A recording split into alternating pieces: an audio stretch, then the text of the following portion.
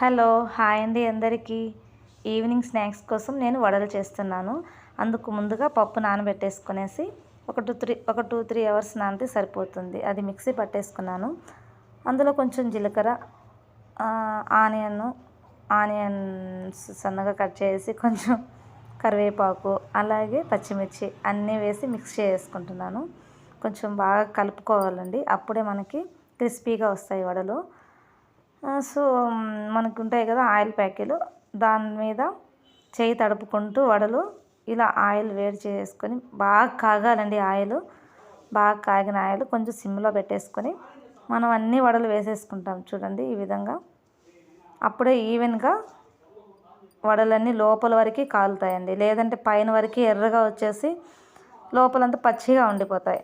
So మీడియంలో పెట్టేసి ఇలా కాల్ చేసుకున్నాను చూడండి, లోపల వరకు కుక్ అయి ఉంటాయి. సో మేము ఈవినింగ్ ఇలా ఎంజాయ్ చేసాము,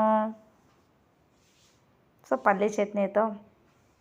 సో మీరేం చేసుకున్నారు? లైక్ చేయండి, కామెంట్ చేసి చెప్పండి. Thank you for watching. Bye.